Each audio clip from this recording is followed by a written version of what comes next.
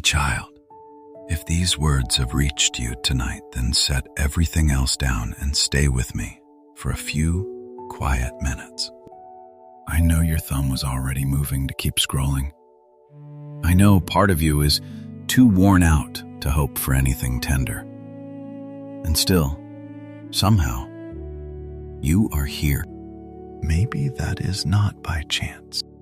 You do not have to be strong to sit here with me. You do not have to have forgiven anyone yet, or untangled the knot in your chest, or made any sense of what was done to you. You only have to be willing to listen for a little while. So breathe in slowly, and let your shoulders come down. And let me speak to the part of you that has been bracing for so long. Before we go one step further, let me be honest with you, because honesty is where trust begins again. What you are about to hear is an encouragement drawn from the Bible, a reflection offered gently in faith. It is not a private revelation. It is not a prediction, and it is not a promise of any particular outcome in your situation. It is simply the timeless comfort of Scripture, read slowly over a heart that has been wounded by people it trusted. And tonight there is one truth I want to build everything upon. It comes from the very last chapter of the very first book of the Bible, the book of Genesis, chapter 50, verse 20. These are the words a man named Joseph spoke to the brothers who once betrayed him, sold him, and left him for lost. But as for you, ye thought evil against me, but God meant it unto good, to bring to pass, as it is this day, to save much people alive.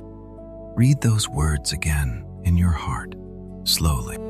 They thought evil against him. The harm was real, and Joseph never once pretended it was not.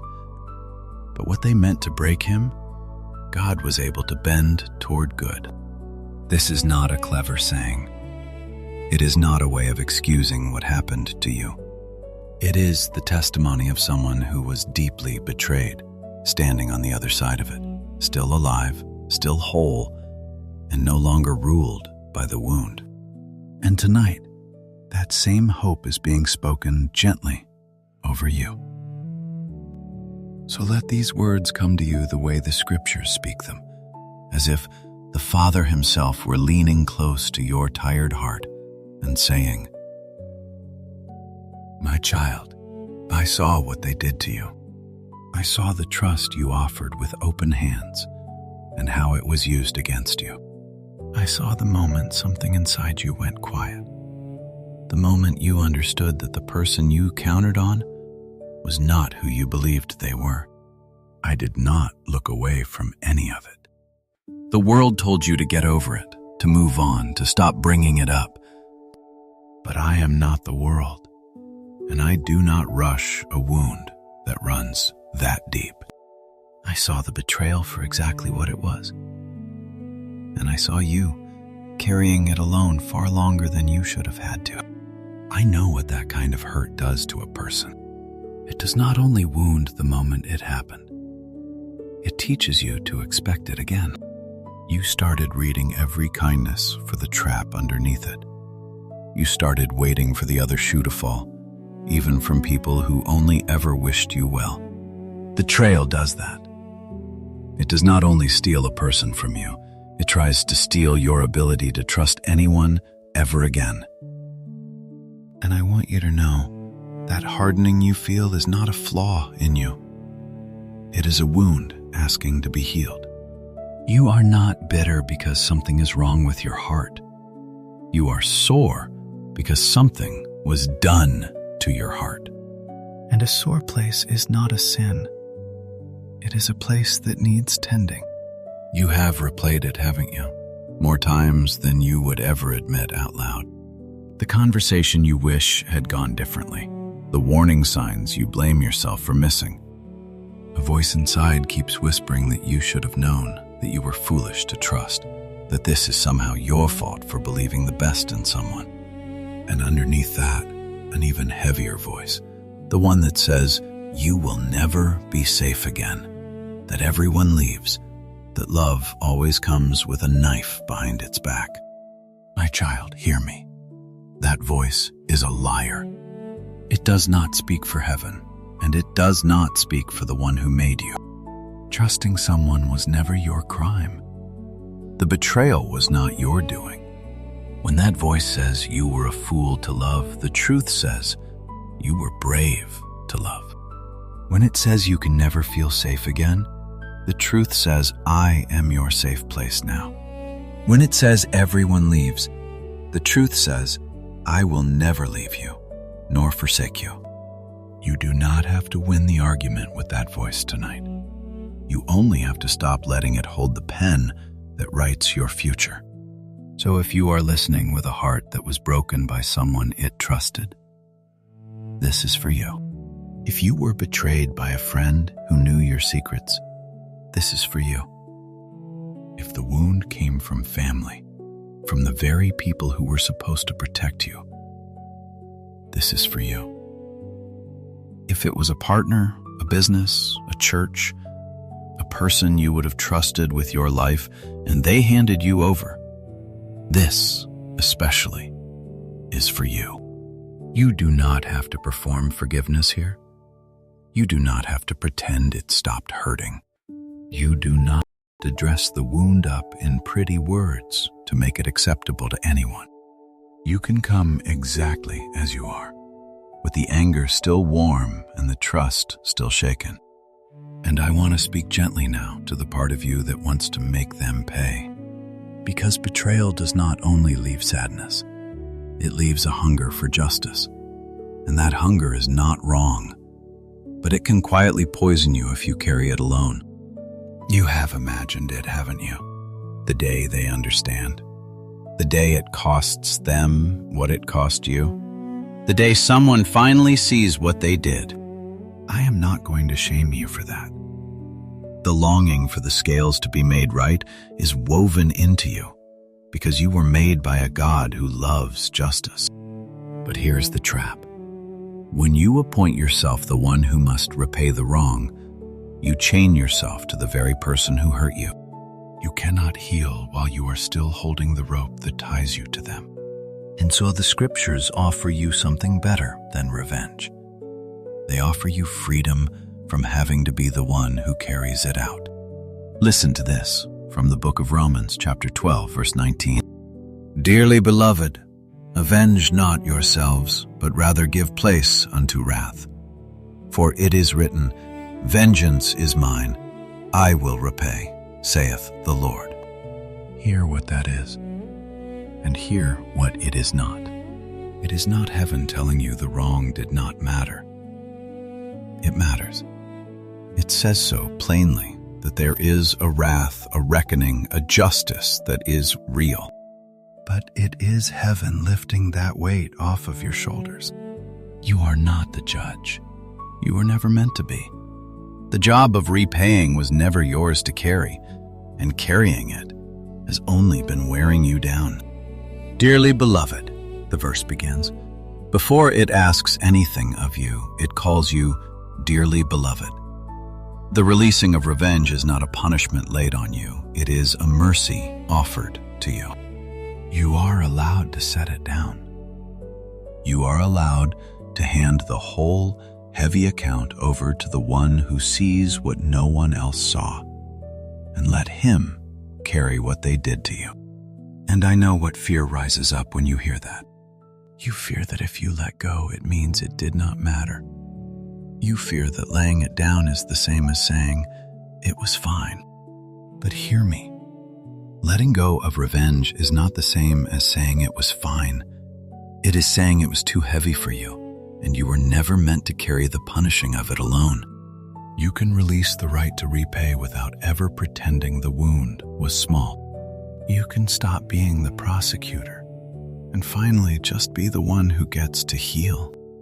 The scriptures say there is a God who keeps account of every tear, who misses nothing, who will set right in his time what you could never set right in yours. So you can lay down the case file you have been guarding for years. You can stop rehearsing the argument. You can let your hands, finally, be free. Now, I know you may not feel ready to do that yet. Forgiveness and release come slowly when the wound was deep, and that is all right. This is not a demand. It is an invitation, held out as long as you need. You do not lay it down all at once. You lay it down the way you set down something heavy, a little at a time, resting between each step. And every time the memory comes back and your chest tightens, you are allowed to hand it over again and again, as many times as it takes. Healing is not a single brave moment. It is 10,000 small surrenders, each one whispered, "Here, you take it. I cannot carry this one anymore." So let me say it again, gently, the way you may have needed to hear it for a long time. What happened to you was real, and it was wrong, and it was not your fault. The world may have asked you to stay quiet about it, to keep the peace, to act as though nothing cracked the day your trust was broken. But heaven never asked you to pretend. Your pain was witnessed, your story was heard, and the one who made you did not file your suffering away as unimportant. He saw the harm, he counted the cost, and he has already taken the weight of repaying it upon himself so that you could be free to live again. I want you to look back for just a moment at Joseph, the man whose words began our time together. His own brothers hated him enough to throw him in a pit and sell him to strangers. He lost his home, his name, his freedom, his youth. He was lied about, forgotten in a prison, abandoned by people who promised to remember him. Years went by, many years. And no part of that was fair, and no part of it was small. And yet, on the far side of all of it, he was able to look at the very brothers who betrayed him and say, "You thought evil against me, but God meant it unto good." He did not say the evil was good. He said God was able to weave good even out of what was meant to destroy him. That is not a story about a man who pretended it did not hurt. That is a story about a man who let God carry the wrong until the wrong no longer had power over him. And the same hand that held Joseph through his pit and his prison is holding you right now in yours. And here is something the wound has been hiding from you. You are not only carrying scars from this, you are carrying a strange, hard-won wisdom, too. You think you have only lost, but you have also been learning in the dark, where learning is hardest. The gentleness you now feel toward other betrayed people, you bought that with your own tears. The way you can spot a person who is quietly breaking, because you remember exactly how that felt. That is a gift hidden inside the grief. The compassion you have for anyone who has been let down, that did not come cheap. It was forged in you by what you survived. One day you will sit across from someone whose trust was just shattered. And because you have walked this road, you will know exactly what to say and exactly when to simply stay. Nothing you have suffered is going to be wasted. And let me speak gently to the fear that you are now somehow ruined for a relationship. You worry that the betrayal has made you cold, suspicious, unable to open up the way you once did. You feel the walls you have built, and part of you grieves the open-hearted person you used to be. But hear me, you are not ruined. You are recovering. And there is a difference between walls that imprison you and wisdom that protects you. Healing does not mean you go back to trusting carelessly. It means you learn to trust wisely, with eyes open, at a pace that honors what you have been through. The scriptures do not ask you to fling your heart open to everyone. They ask you to guard your heart and to let the one who is fully trustworthy heal it first. You will love again. You will trust again. But you will do it as someone wiser, not as someone broken. So tonight, asking you to let go of a few things you were never meant to carry. Lay down the replaying of the moment it happened, the endless rerun that steals your rest. Lay down the verdict you have been trying to hand out, the sentence only heaven has the right to give. Lay down the shame that whispers it was your fault for trusting in the first place. You were not made to carry the work of repaying, and you do not have to carry it for one more night alone. And about the bitterness that has crept in, slowly, the way it always does, while you were just trying to survive. Hear this carefully, my child. Bitterness is not your identity. It is a splinter the betrayal left behind, and a splinter can be drawn out. The scriptures say His mercies are new every morning, which means there is fresh grace waiting for you tomorrow, enough to soften the place that has gone hard. You do not have to stay angry to prove the wound was real. The wound was real whether you carry the anger or not, so you are allowed to lay the bitterness down too. Not because what they did was acceptable, but because you deserve to be free of the poison they left in you. If these words have stirred something in you, you do not need to do anything dramatic. You do not owe anyone a comment to make this real. You do not have to announce your forgiveness to a single soul. But if you would like, take this quiet moment and turn it into one small, honest prayer. It can be as simple as this. Lord, I was hurt by someone I trusted, and I am tired of carrying it. Help me to hand it to you.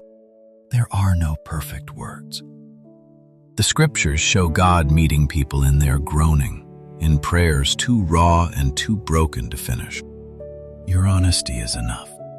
And if someone comes to your mind right now, someone you know is quietly nursing a betrayal of their own, you are welcome to share this with them. Not as a chain, not as a demand, just as a kindness. The way you would sit beside someone who is hurting and simply not let them be alone. Now, here is one gentle but important reminder, and I will not rush past it. Faith is a deep comfort, but it is not a replacement for care. If the betrayal you carry has left you struggling with your health or your mind or a situation that feels too heavy to hold, please also reach out to a doctor, a counselor, or someone you trust. Hope and help were always meant to walk together. Asking for support is not a failure of faith. It is wisdom, and it is brave. And before we come to the end, let me ask one simple thing of you. Hold on a little longer. I am not telling you the people who hurt you will suddenly make it right. I am not handing you a date or a guarantee or a tidy ending wrapped with a bow. I am telling you what faith has always whispered to the wounded, that the story is still being written and the betrayal is not the final chapter. You have survived every single day this wound has tried to define you. Think about that. You are still here, still capable of tenderness, still able to be moved by gentle words. They did not manage to take that from you. And the same grace that carried you this far is not about to set you down. So when the memory rises up again, hold on. When trust feels impossible, hold on. When you cannot yet imagine being free of it, just take the one small step in front of you and hold on.